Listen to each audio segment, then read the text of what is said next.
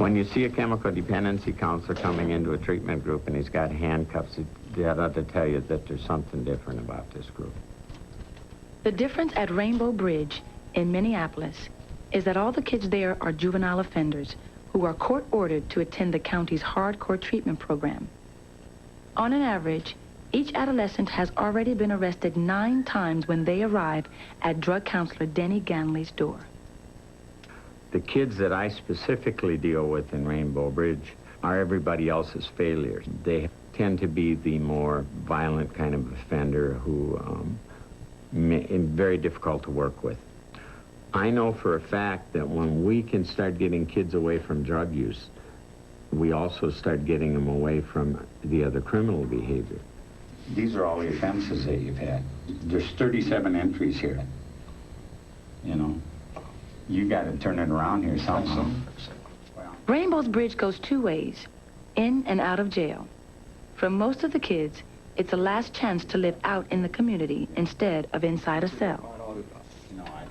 For each teenager it successfully keeps out of jail, Rainbow saves local taxpayers $50,000 a year.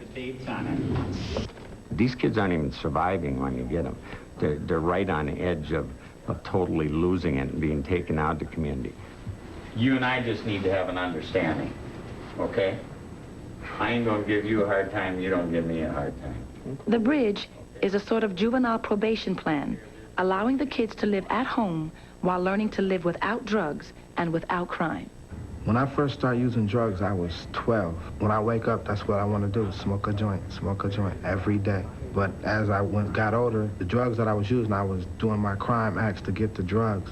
Okay, what I have here is a box of items that we have confiscated off the kids. I shake kids down periodically for my own safety. I took 80 hits of acid off a kid. Marijuana is the most common. Occasionally you will get a rock or two of crack. You know why I'm shaking you down? Because you got so much crap on you. Where are you getting all this stuff? I have to be in control. I certainly don't command their respect because I work for the system. I have to command their respect for what I am and who I am. So yeah, I do intimidate them to some degree. You ain't sniffing it, right? No. Huh? All right. If you asked any of my peers, they would say that I'm very tough on these kids. I'm very non-negotiable. I am, but then I feel a certain urgency. I had some problems as a juvenile, was involved in the juvenile court system, wound up in a state penitentiary in the South, was abusing chemicals a lot, doing a lot of morphine, a lot of speed, a lot of drinking. I physically couldn't take it anymore. So I quit, and I started doing volunteer work here in 1975, and it was mostly out of curiosity, you know, take a look at the system from the other side defense. This is my life now.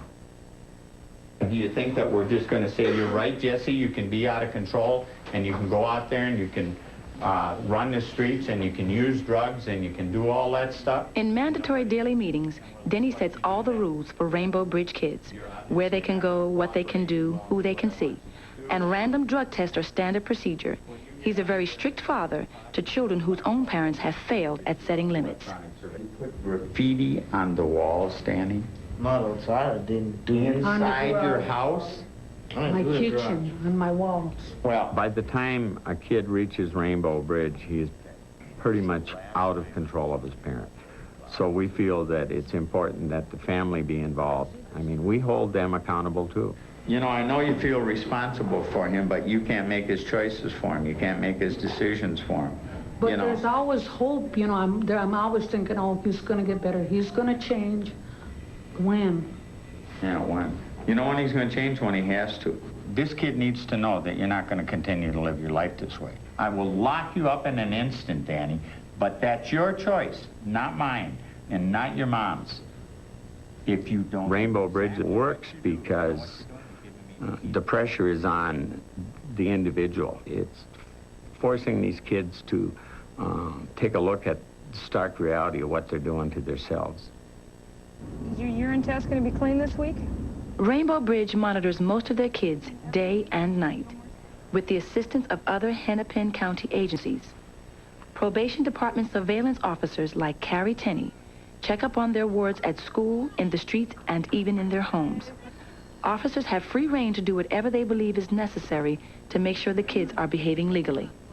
Good morning. I'm not ruining your day or anything, I am not. It is noon already. Huh? How come you're not answering your telephone?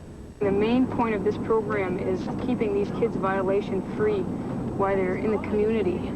I know it's working because we monitor the kids 24 hours a day, and if they violate, they get consequences that could realm from being grounded and staying at home to going back to jail. If a kid is on a surveillance program and he's not where he's supposed to be, then he's going to have to pay his dues. Surveillance Officer Lawson Brown checks up on a 14-year-old boy who he believes is reassociating with gang members. How's it going, man? All right, how you doing? Okay. They didn't bring us, this shit's broke. Come to the truck, talk to us. All right. Where you going? This way. If you run, I will come get you. And then you come get him. And they say, oh, this guy's for real. Just breathe like this. Okay, come on.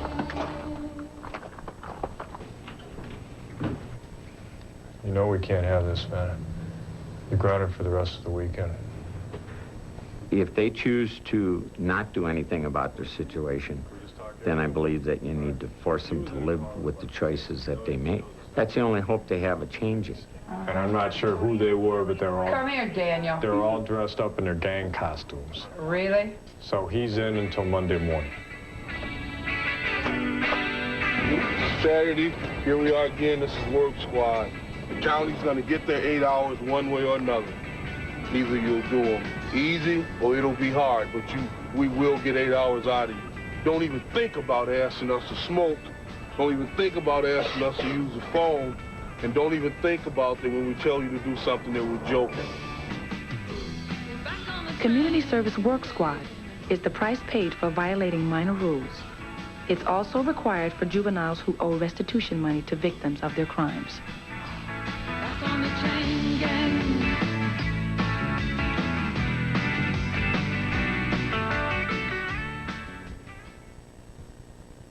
Listen up.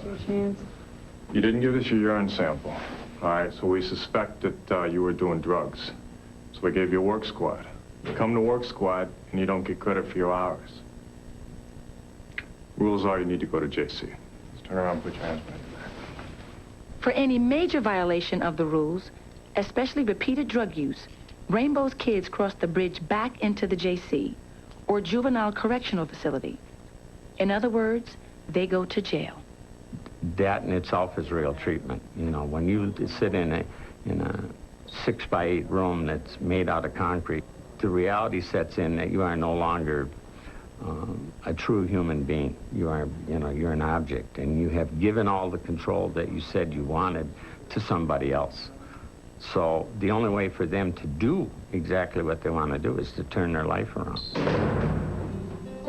3 years after being out of the program, 85% of the kids that made it through the program were successfully making it in mainstream society.